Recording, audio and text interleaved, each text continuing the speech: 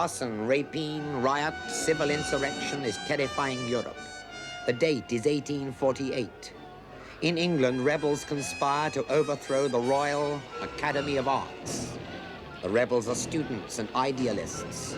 They are against industry, state religion, and official art. They would replace these with notions of honor, truth, and beauty, quite unsuited to our times. This infatuation with the deeds of knights and damsels has led them to join together in a pre-Raphaelite brotherhood, through which they expect to derive inspiration.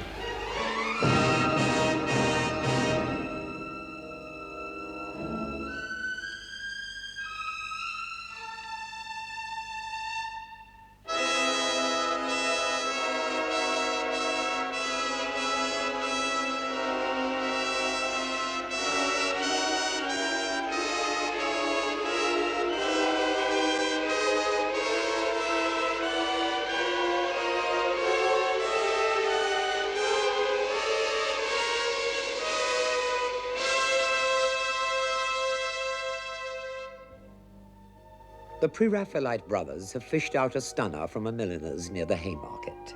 She is working class, but respectable. An admirer says, unusual for the Haymarket, where it is easier to walk the streets for a few hours than to work in a shop for 15. Dante Gabriel Rossetti has fallen in love with her. He drifts between being a poet and being a painter. Whatever impresses most is least effort and pays best. John Everett Millais has money, or rather his parents have. Rossetti hangs about hoping to acquire the method of painting without working at it, or, if not the method, at least the model.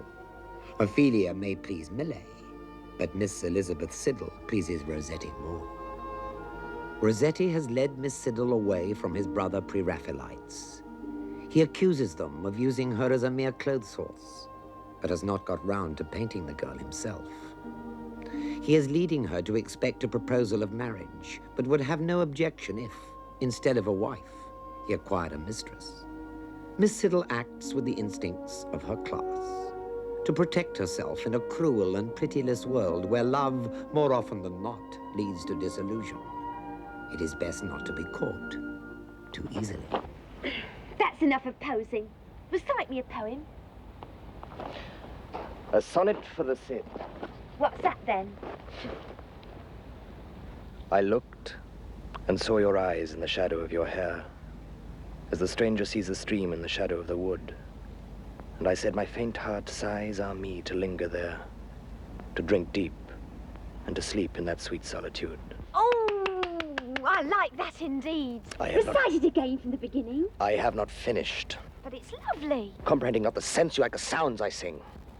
I like the sentiment. It's poor stuff, it's enough. But it's lovely, and you're to recite it again. Don't make a nuisance of yourself.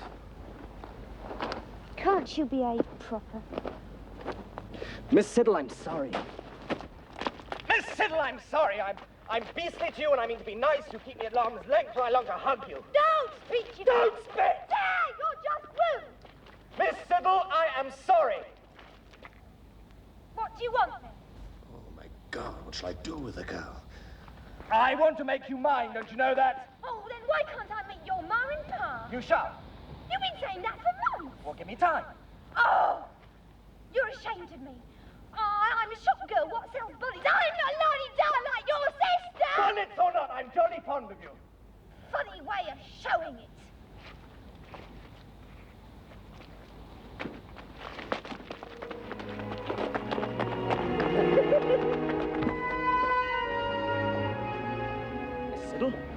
I'll take you away from that damn Mrs. Tozer's bonnet shop. Oh, don't use language. I'll rescue you.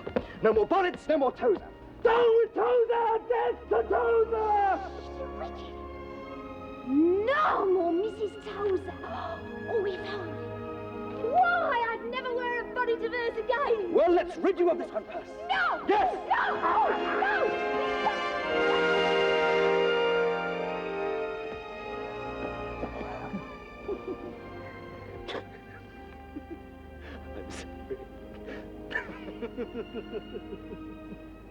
I'm sorry.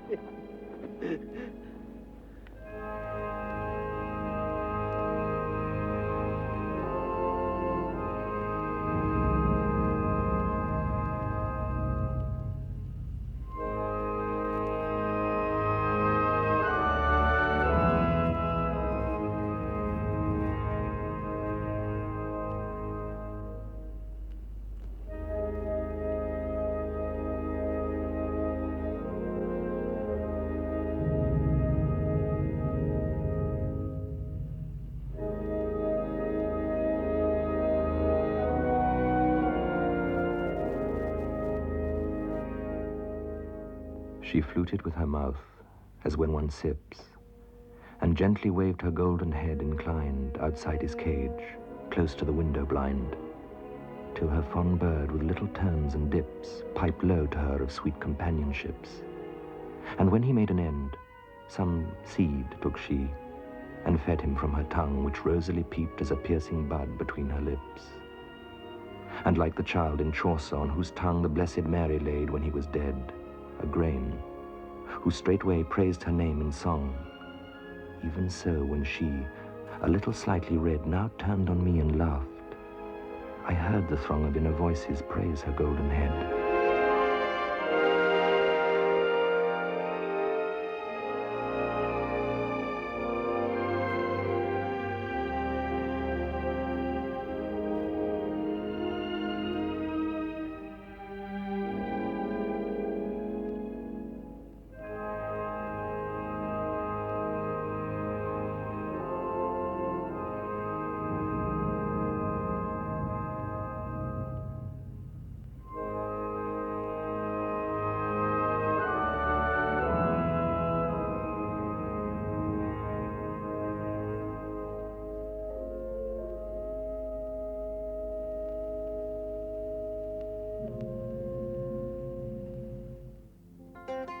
So begins a ritual. Every day they spend together. Come evening, Mr. Rossetti walks Miss Siddle back from the rooms he occupies in Blackfriars, over the biggest open sewer in London, to the digs that she occupies in Marylebone, for which he pays the rent. At her front door he waits and is turned away every evening, to do just as he pleases for the rest of the night.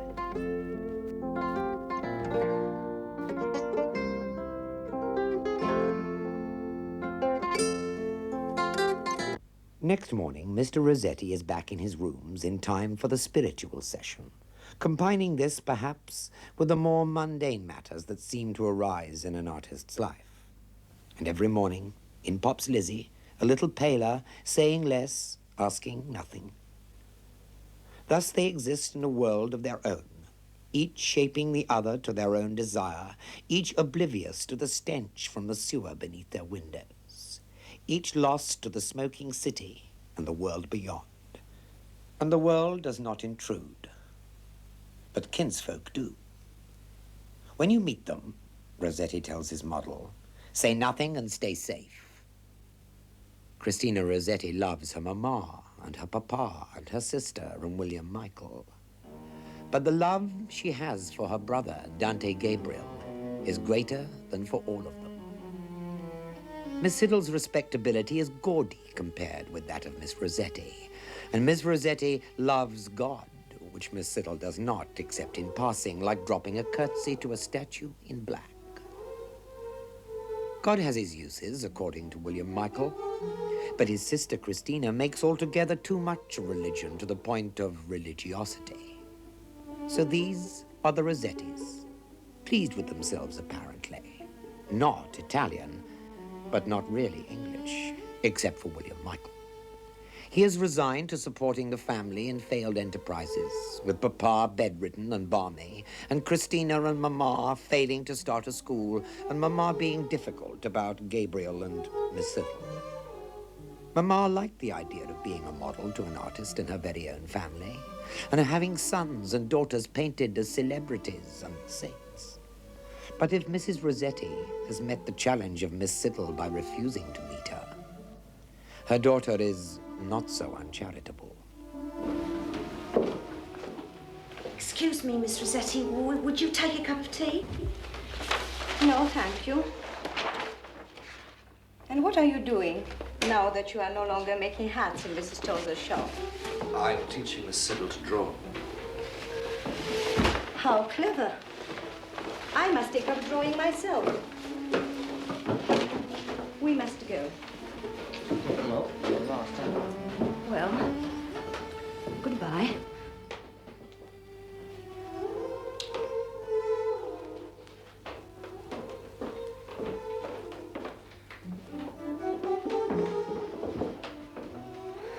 We surely shall meet again sometime.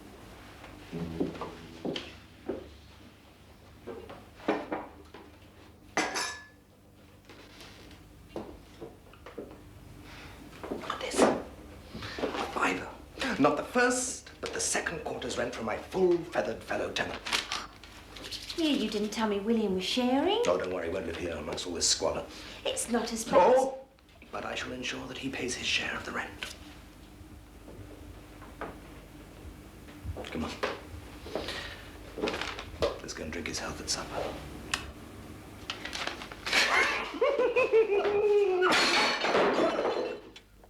Damn, that was Mother's present.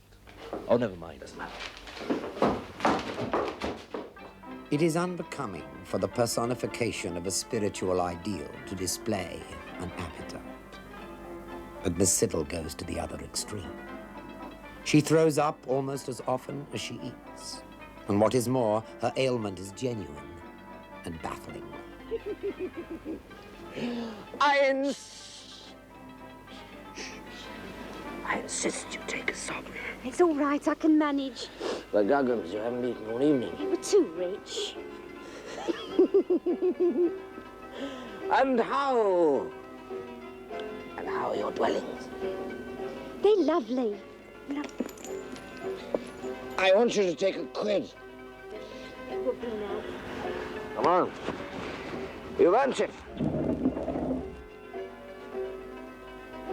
Good night, my little lamb. Good night, you old baggage. You old baggage.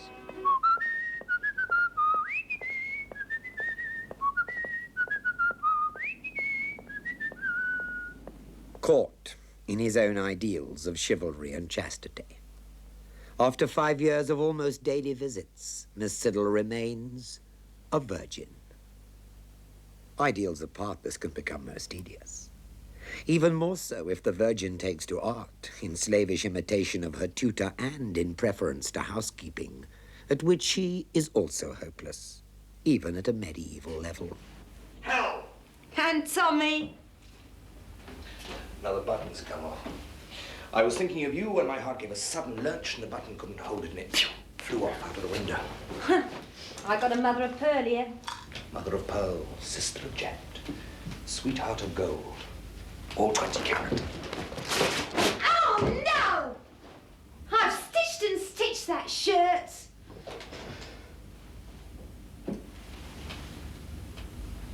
Lizzie. Lizzie, I'm sorry.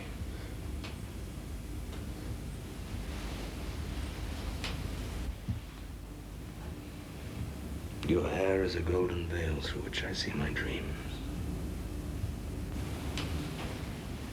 I've got a needle. You would stab me. I warn you. Hold it! You slashed me. I warned you. You had no cause. It's unbelievable. I rescue you, protect you, cosset and cherish you, and you stabbed me! Call that a stab? Will you attack me then? Don't make me laugh! Not one drop of her blood is human. Who should be made like a soft, sweet woman? I want to go home. Well, who's stopping you? Are you going to take me? Oh, I have some use. So's a cart horse. Well, unless you want me to come like this or blooded, you had better wait. Don't bother. I'll take myself.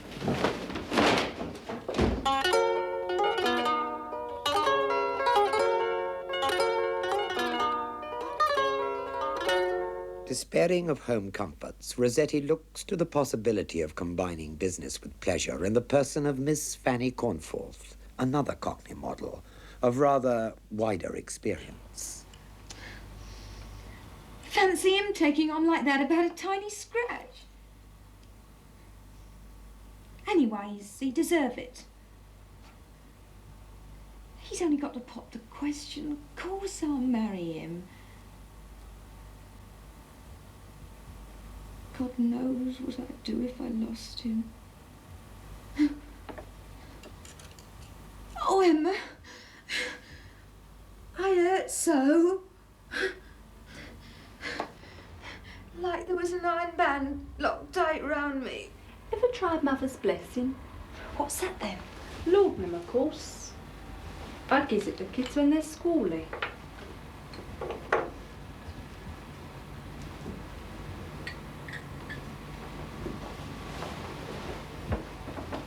Here, love. Drink this. And say ta-ra to your troubles. I'm that desperate, Emmy, I'd drink anything. Oh, it's bitter.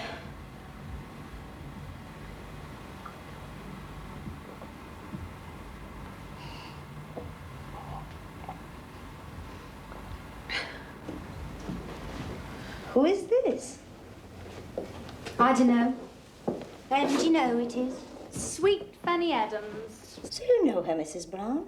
Is she a model of your husband's acquaintance? It is so unlike Gabriel. Tain't Brahms. I wouldn't let him alone with her.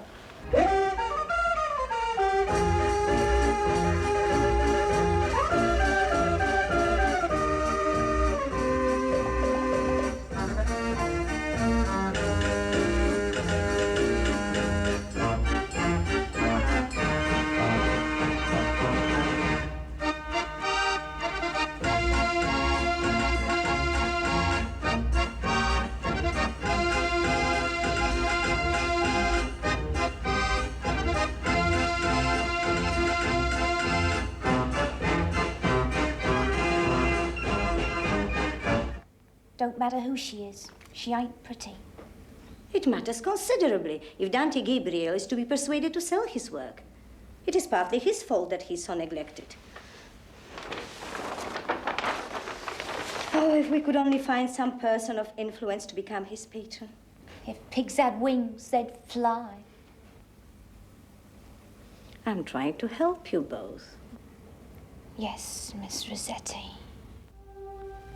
One face looks out from all his canvases. One self-same figure sits or walks or leans. We found her hidden just behind those screens. That mirror gave back all her loveliness. A queen in opal or in ruby dress, a nameless girl in freshest summer greens, a saint, an angel. Every canvas means that same one meaning, neither more nor less. He feeds upon her face by day and night, and she with true kind eyes looks back on him, fair as the moon and joyful as the light, not one with waiting, nor with sorrow dim, not as she is, but was when hope shone bright, not as she is, but as she fills his dream. He's not coming. He's doing it on purpose, to pay me out. Mrs. Brown and me are going now. Can you leave the key under the mat? Yes, of course. Lizzie, you look far from well. Yes. Well, good afternoon. Come along, Emma.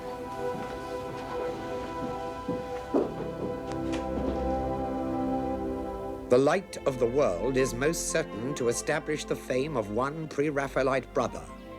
William Holman Hunt is also a most sincere Christian. He need be to continue helping Gabriel Rossetti, who repays kindness with condescension and renewed requests for loans of tin or for introductions to wealthy patrons. I see Annie Miller's playing Jesus this week. I decided that it was blasphemous for a woman to pose as Christ. That's a pity. We might have got some of that 5,000 quid he's asking for it. God only knows we need it. I want to talk with you about Lizzie. That's none of your business.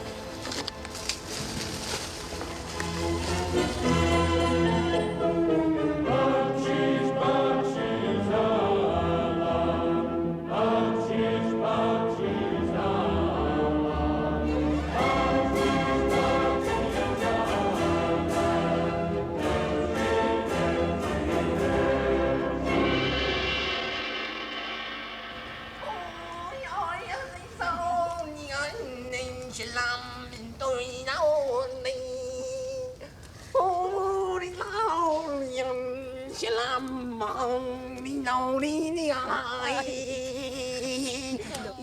are loony. I'm loony. What about Hunt? For years he's been planning a painting trip to Palestine, and next week he's off to the Dead Sea. Do you know what for? What? To paint a goat. Goat? Yeah, Annie Miller told me. He's educating her, and he's worried that she's going to fall behind on her studies while he's away, so I've agreed to take over where he left off. And why should Holman Hunt ask you to educate his model? Because the damn fool wants to marry her when he returns. Oh, Gabriel. And as recompense for time spent away from my work, he's going to introduce me to the one and only, the great John Ruskin.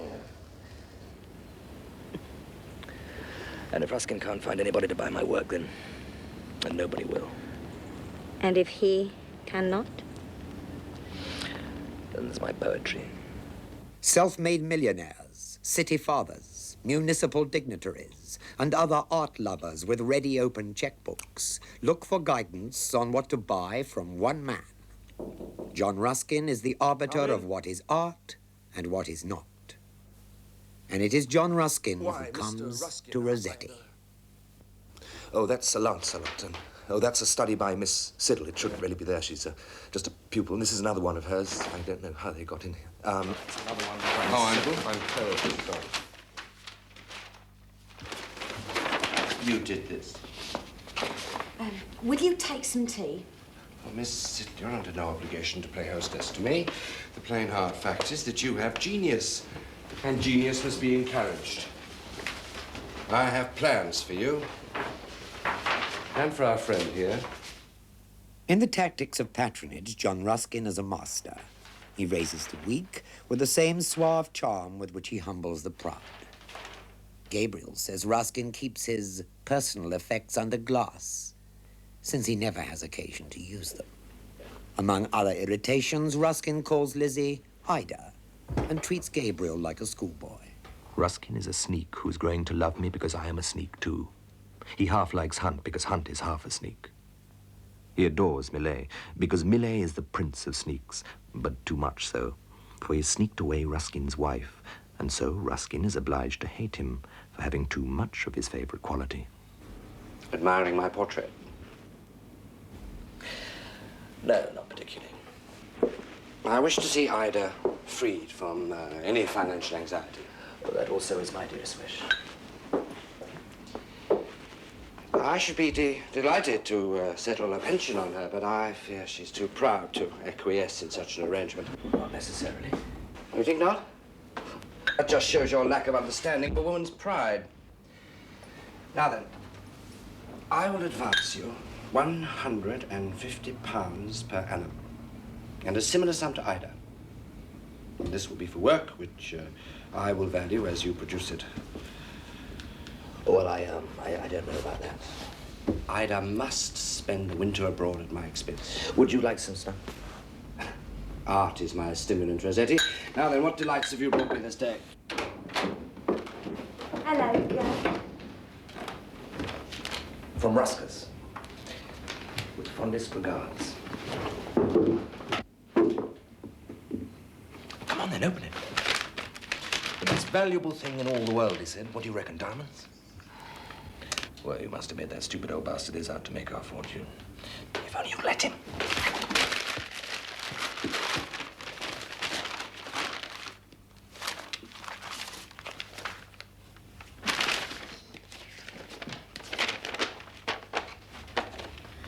My dear Ida, the most precious thing of all is health. In this respect, you are the poorest of the poor. This box contains 1 pound of ivory bone dust, the rarest and most expensive of health restoratives. I ground it with my own hand. Make it this way. To the contents, add exactly 2 quarts of fresh, clean water. Boil gently, mark you, for 8 hours. Remove and take great care not to disturb the sediment. Strain this through clean muslin twice. Put the jelly in a clean stew pan. Add 6 ounces of low sugar, 2 teaspoonfuls of brandy. My father insists you use the superior kind. The juice of 1 lemon, preferably Italian. Oh, gag! What does the stupid fool think I am? A sick elephant. Well, let's have a look at his diamond dust, shall we?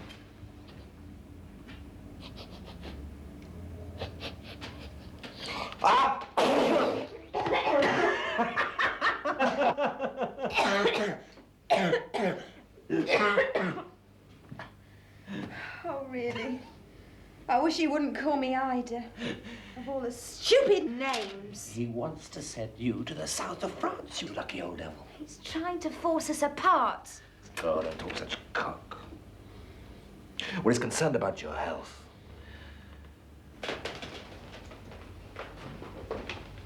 And so am I. Oh, Davy, more tears. That stupid old Ruskers is a bit of a trial, I know. But please, for both our sakes, will you try and accommodate him? I don't want to be an artist. I only did it to please you. Please me. I've got no money. What's the use of trying to please me?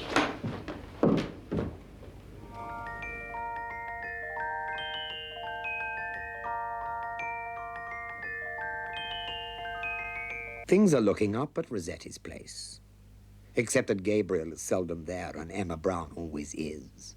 The place is positively cheerful. It is ironic that Lizzie's success with Ruskin, he continues to call her Ida, has spurred Gabriel into attempting hard work under the tutelage of Emma's husband, Ford Maddox Brown. And Mrs. Brown has taken it upon herself to bring Gabriel to marriage, which entails the shoving of Lizzie into the best artistic circles. Miss Elizabeth Siddle, the well-known paintress, caused a sensation upon her appearance at the Royal Academy. Oh, Liz, you ain't half a stunner. Here, you can have this one. There's plenty more where that came from. When you don't half dance, lovely.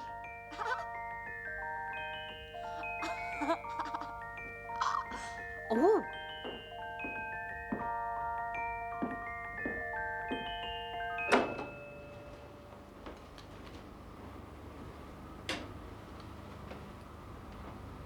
I was poorly again. Here. Here, feel. These are for you, when you're properly dressed. Where's Rossetti? He's with Brown, working. At that preposterous door we calls found.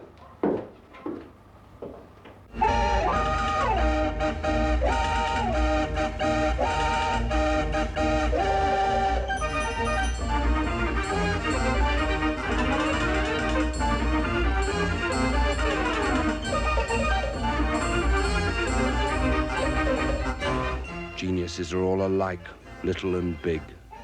Of Turner, Hunt, Millet, Rossetti, and Miss Siddle, I don't know which is the wrongest headed. I'm like the old woman who lived in the shoe, only I don't want to send them to bed and can't whip them, for that's what they all want. One thing is certain. Gabriel Rossetti will never be happy nor truly powerful till he gets over the habit of doing nothing but what pleases him.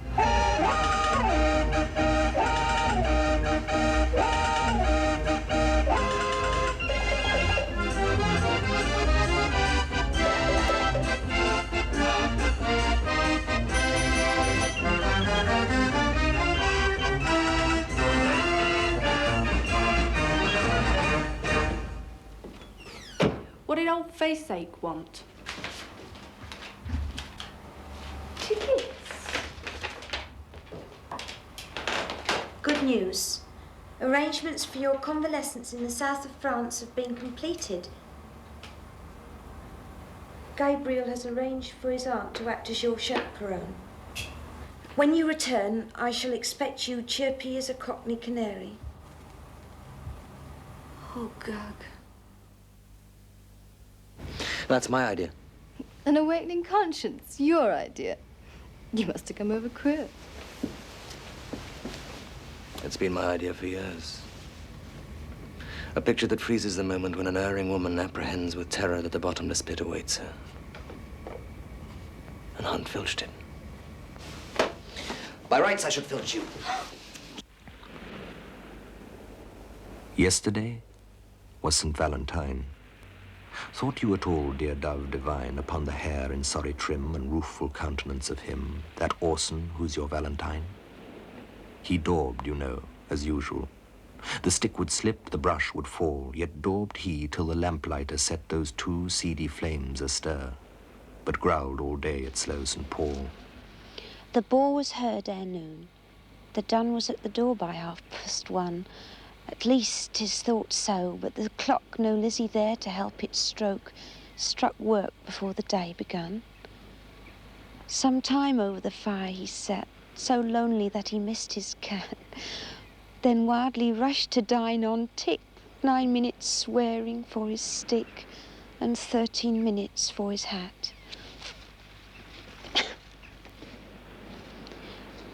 And now another day is gone. Once more that intellectual one desists from high-minded pursuits, and hungry, staring at his boots, has not the strength to pull them on. Come back, dear Liz, and looking wise in that armchair which suits your size, through some fresh drawing scrape a hole. Your Valentine and Orson soul is sad for those two friendly eyes.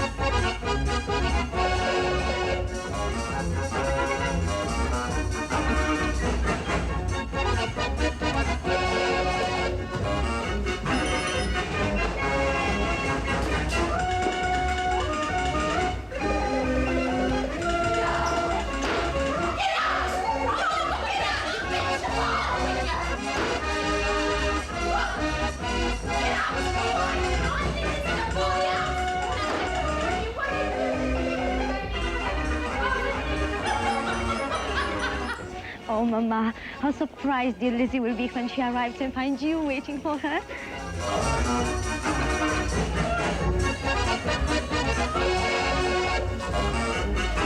If you're not expecting the lady in the house, I warned you. She's home. And in excellent bloody health, I'm sure.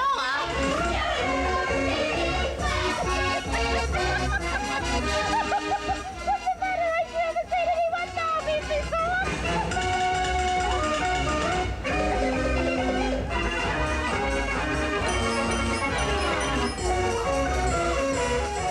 Damn your bloody ivory dust!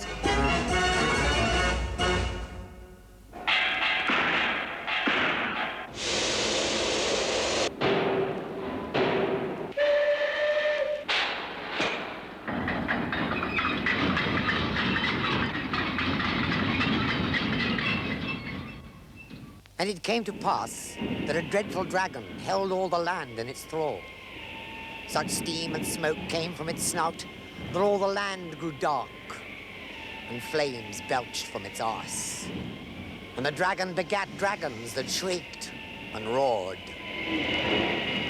Who will deliver us from this scourge, cried the goodly brethren, that bind us about with bands of iron and steel. Then came there forth the full noble knight to take up arms in the name of art against the dragons of iron and steel, called progress.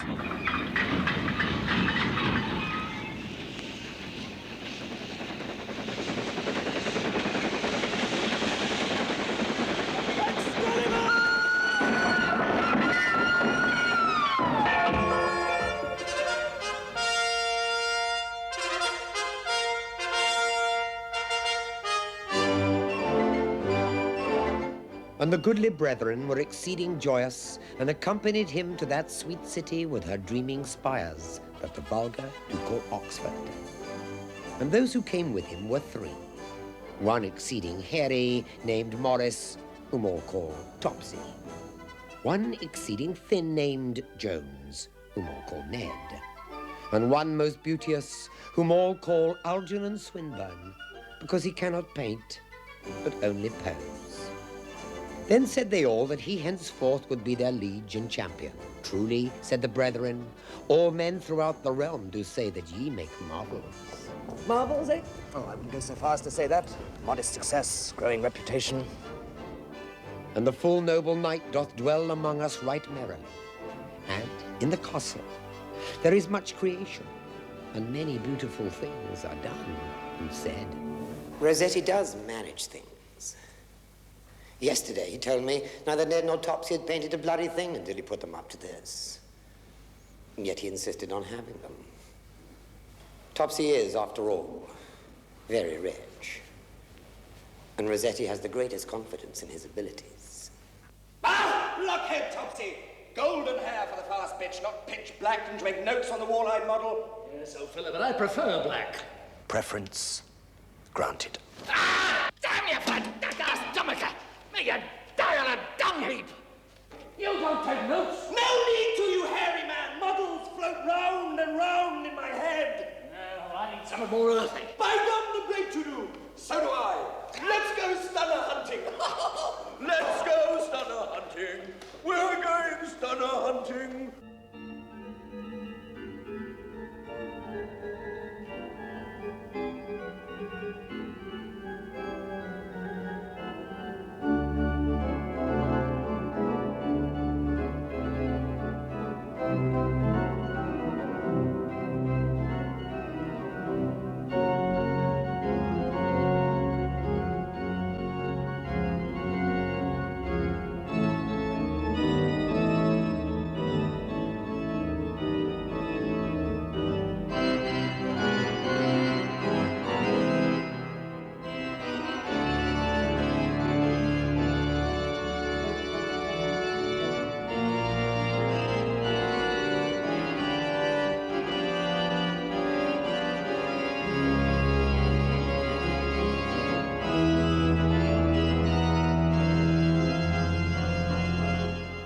Sustained by soda pop, currant buns, breakfast and bed, all laid on for free by Oxford University, we lack only professional fees and the delicious sensation of wickedness that the presence of female company imparts.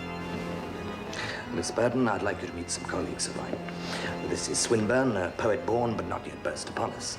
Topsy, an artist born who bubbles and boils at the slightest provocation. And there's Ned here who's whatever he chooses.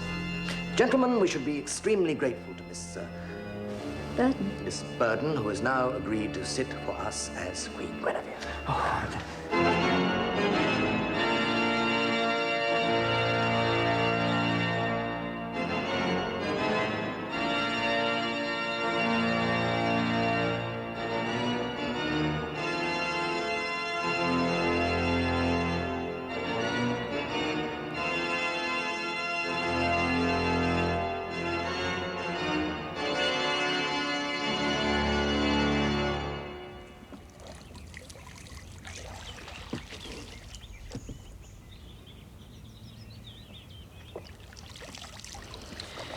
Spiel us a grind, Top.